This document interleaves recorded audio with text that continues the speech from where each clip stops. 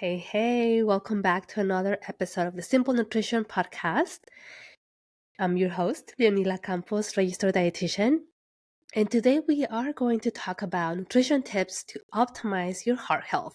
So, in my last episode, I talked about the nutrition facts label and what nutrients to focus on and how to read a nutrition facts label. So, if you haven't listened to that episode, go back to it. It's full of information and resources. But along those lines, I thought about, okay, how can I also help, the public or the listeners to apply this information if they are working on something specific, right? And so there's different areas that I can go with that, but I decided to do the heart health first, right? Or our cardiovascular system first, because it almost goes hand in hand because we are trying to focus on maybe eating less saturated fats, less cholesterol, and such. And so here we are. So let's start with what is cardiovascular disease, right? Cardiovascular disease is basically any kind of condition that affects our heart, right? Our brains, our vessels, our arteries, that can lead to heart attacks, right? Stroke, heart failure, arrhythmias, or any other heart valve problems. And so, why does that happen, right? A lot of the times could be things that genetics. If we have a heart condition since we were young, or we were born with a heart condition, but most of the times it's related to our behaviors, right? Meaning our eating or our inactivity. And why is that important? Because according to the Center for Disease Control and Prevention, heart disease is the leading cause of death in both men and women. And so what does that, to put it in that perspective, right? One person dies every 33 seconds in the US from cardiovascular disease. That is huge, right? Because these are things that we could prevent. And if we have if we are able to do that, right, why not do it? Sometimes it could be just misinformation. It could be that maybe we don't know how. But if we have the power, right, to reduce our risk of a cardiovascular problem, right, either a heart attack or a stroke or anything related to cardiovascular health, why not do it? And so um, that's why it's important to do anything we can, right, to do that. So I'm here to help you, right, to help you create those specifically nutrition and fitness tips that you can apply and help you with your improve your heart health, optimize your heart health. So I put all the information and the links that I'm using, the resources in the show notes. So if you want to go back and look at that and use them as reference, they're available for you. So let's start with our heart, right? It's obviously the pump of our system, is what pumps blood through our bodies. And what does that affect? Like, how is that affected in terms of cholesterol, right? So we know that the liver produces cholesterol, creates cholesterol. Essentially, we don't need to add any cholesterol. We can live without it, but we get it mostly from animal foods, right? And so a lot of the times we get too much of it. And so the recommendation for cholesterol in a day is 300 milligrams or less, right? Coming from all sources. And so if we are like, how do we know how much we eat, right? We won't know if we track them. But if we know that for the majority of the time we eat an excess amount of animal foods, right? Foods that are high in cholesterol or saturated fat, then we could be eating too much of that. So if you wanted to track of it, right, you can absolutely use the nutrition facts label to track how much cholesterol you consume.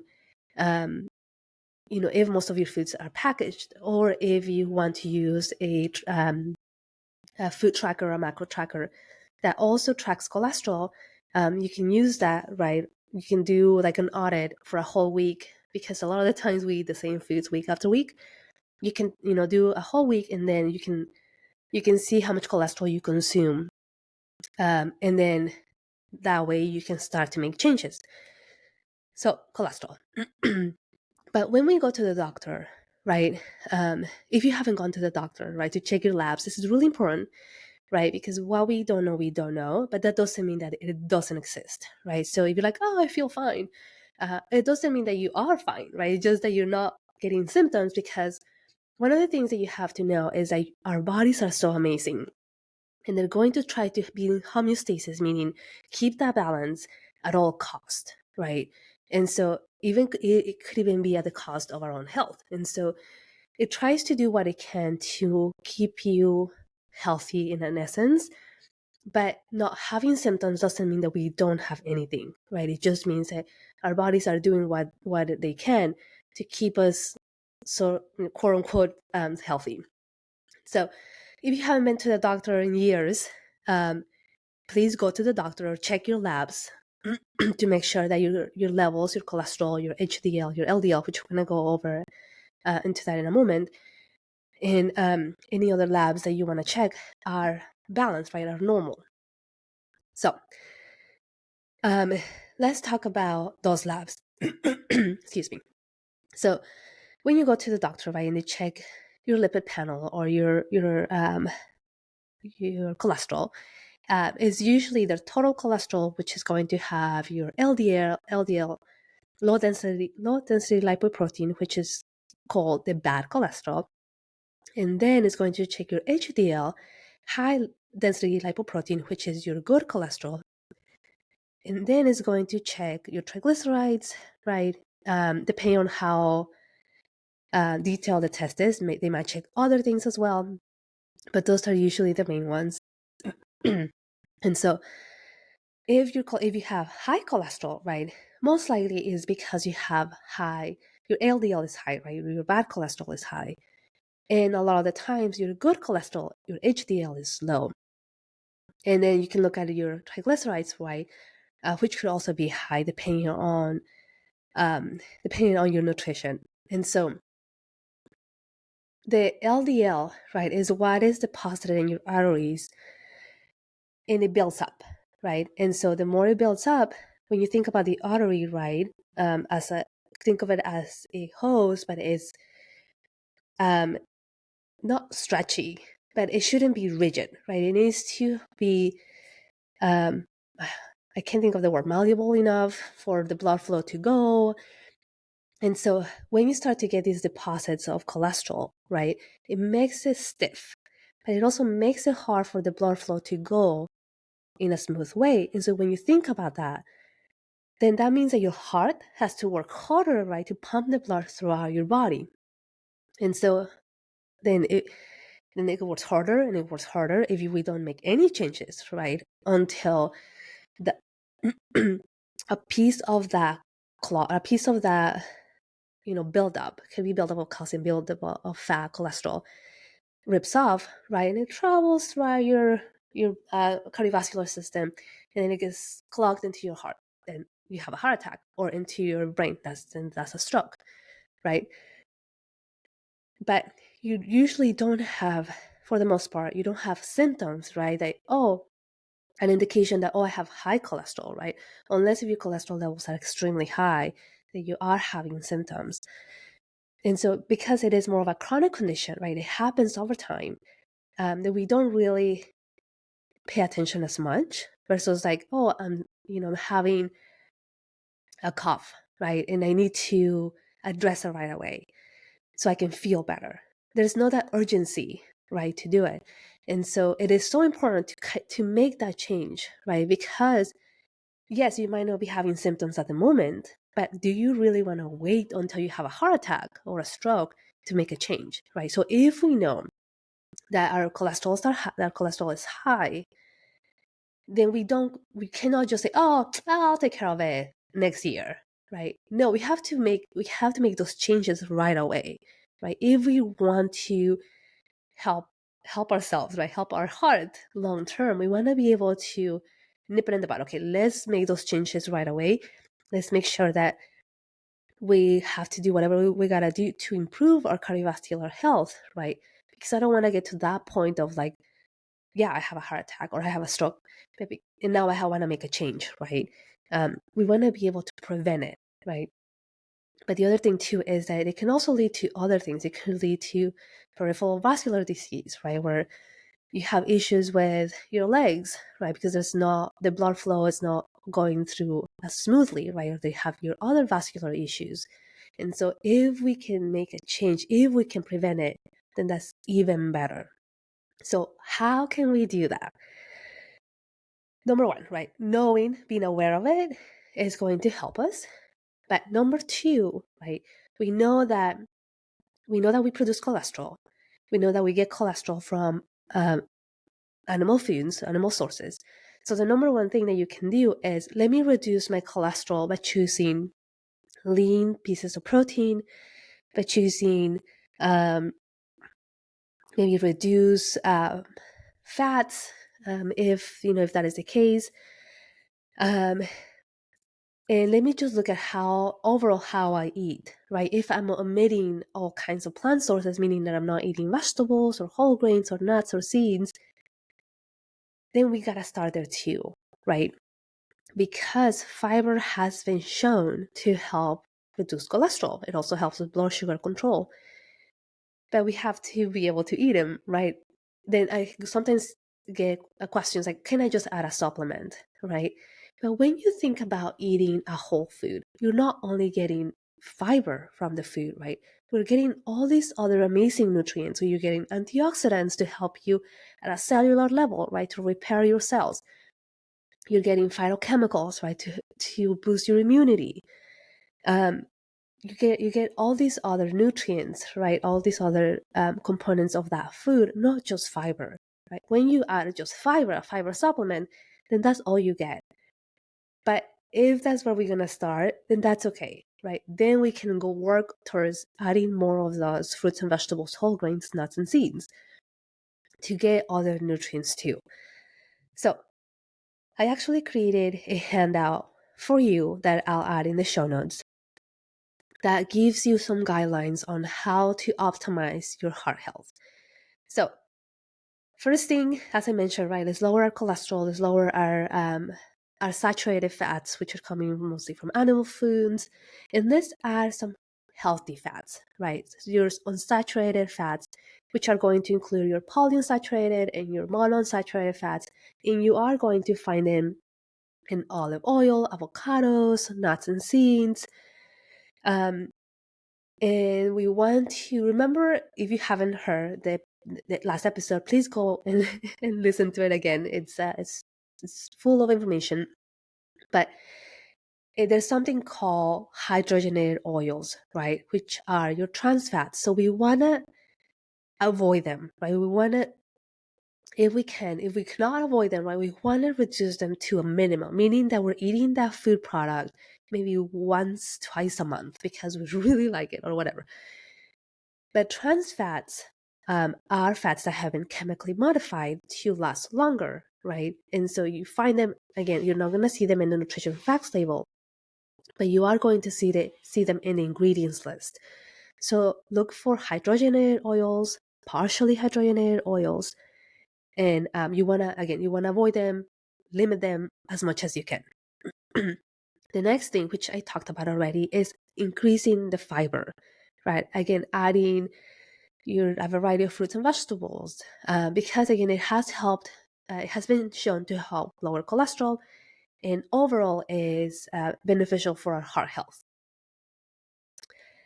The goal, right, for fiber a day is to aim for 25 grams of fiber for women, 30 grams of fiber for men a day, right? And so how do we know how much we consume? Again, is if it's something that you want to track, right? There's the trackers that you can use to track your fiber. But if you're buying products, right, looking at the total fiber, you can add it like that as well.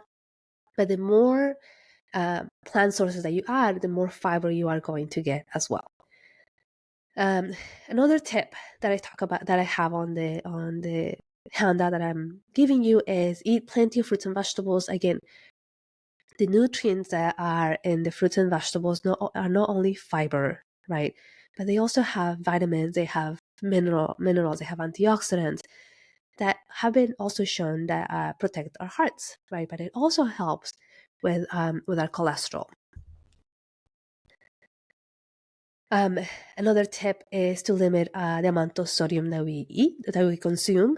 And so that's coming from all sources, right? A lot of the times the sodium that we consume comes from processed foods, or foods that are canned maybe.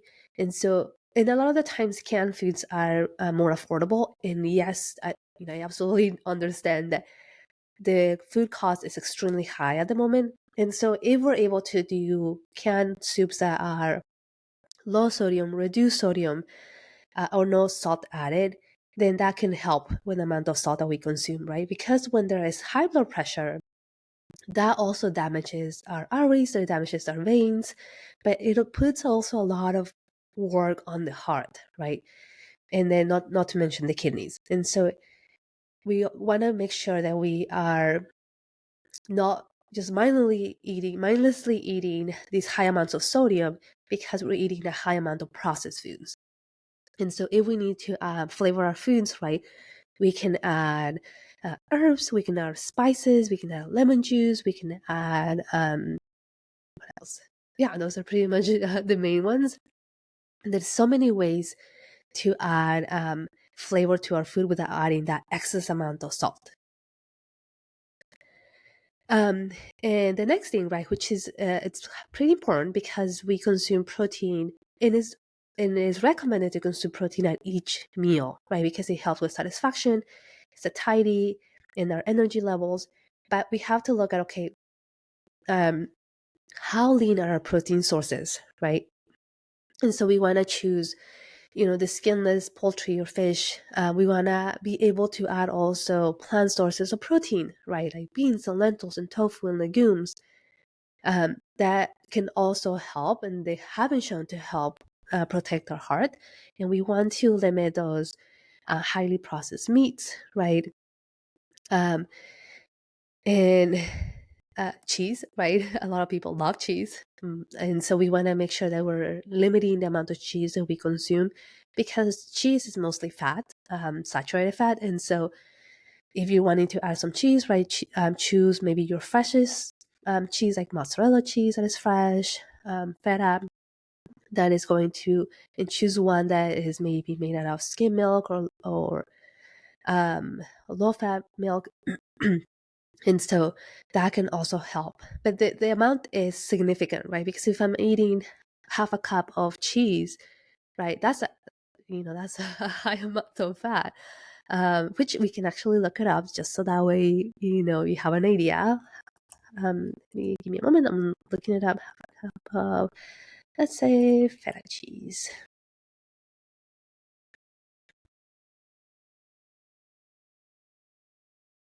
So half a cup crumbled has 11.2 grams of saturated fat, which is about 56%, considering that is compared to 2,000 calories, right? So if you were to say, okay, based on my calories, I have 60 grams, right? 60 grams of total fat, right? So that means that, I'm using my calculator here, 11.2. That means that 19%, right, of what I need is coming from saturated fat in just this half a cup of cheese, plus everything else that I need to eat, right? So it is important to remember that. And so again, the nutrition facts label is going to give you that information. I'm not telling you stop eating cheese, right? Again, I'm not the food police, but giving you these tips, right? If cheese is something that you really enjoy, choose the healthier options, right? Choose skim or non-fat or whatever, reduced fat types of cheese, and then be mindful of the amount as well, because again, is the total amount of the whole day that can accumulate. And so anyway, back to our tips here. So yeah, lean protein sources, right? Adding some of those plant sources. and you can even combine them with your lean protein sources, coming from animal foods. So maybe you're making, I don't know, you're making spaghetti, right? Spaghetti and meat sauce. How about adding some texture vegetable protein, TVP, right, in the mix of the meat, which, trust me, you're not going to notice a difference. Or adding some of that tofu, right? If you want to add some of that extra protein without the added cholesterol and saturated fat. Or maybe one of the days of the week you want to do meatless Mondays, right? Or tofu taco Tuesday or something like that, right? Some clever ways to add some plant sources there. Again, portion sizes matter too, right? Because even though maybe we're choosing reduced fat or skim milk or whatever, but if our portions are really big, right, we're eating more than we actually need, then again, it all accumulates, right? And so we could be eating the healthier options, but the amounts are too big. And that can affect not only our heart health, right? It can also affect our weight in general.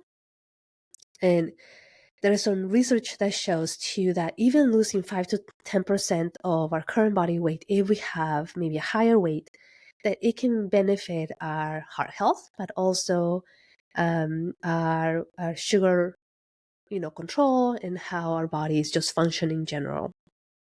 The other thing too that I talk about is limiting the added sugars and refined carbohydrates, right? Because that leads more to our triglycerides. So if we consume a higher amount of that, which leads to excess calories, right? Now your triglycerides are in charge of like producing this fat, right? Storing it. But we usually store it in the liver. And then when there's too much of it, now like spills out, right? And now we have to store it somewhere else around the body or around our main organs, which can lead to fatty organs, right? Fatty liver disease or fatty liver or a fatty heart. And that usually comes if we're eating just a high amount of added sugars, right? Coming from high fructose corn syrup or other added sugars that are found in soda, candy, baked goods, or sugary cereals. And so keeping that in mind as well, right? Instead, swapping some of that with maybe more of your whole grains like your quinoa, your brown rice, your oats. If you're not so ready to do that change, you can always mix things, right? Okay, I really love my sugary cereal, but I also want to start to get healthier, right? Let me mix some of that with maybe a whole grain cereal. Or I really like my white rice, and I want to eat my white rice all the time. Reducing the amount, right? Or mixing it with some of these other whole grains to get that fiber and those nutrients as well. Hydration is important too, right? Sometimes being dehydrated can also have an effect on our heart, right? Makes it harder to work. This is one of the reasons why when you want to donate blood, they recommend you to be hydrated, right? Because blood flow happens smoothly versus when we are dehydrated, right? It's harder to get that going. But it also, our blood is more concentrated, right? And so we want to make sure that we help our heart to stay hydrated. The general rule of thumb is to aiming for at least 64 ounces of water a day. If you have water restrictions, then obviously you want to follow that recommendation given to you by your doctor, because you're in the care of that. But this is more of a general guideline, right? 64 ounces of water a day. Obviously, if you're more active, then you want to increase your water intake. But some of the ways to sass our water or increase the flavor of our water, I do hear this a lot. I get tired of just drinking plain water. There's some ways to add flavor, like infused water or add a tea bag to your water to bring that flavor. You can do sparkling water, right, that it doesn't have any additives. You can add lemon wedges or cucumber. Those are some other options too. You can do the sugar-free options that don't have, the sugar alcohols. And so those are some of the ways to also increase your water intake if you're, if you're like, I'm tired of drinking water, or I just don't like plain water. Those are some of the tips too. And so again, these are just some general tips, right, to help you with your heart health. The main thing is, let's find out how our heart is, right? What is the health of our heart?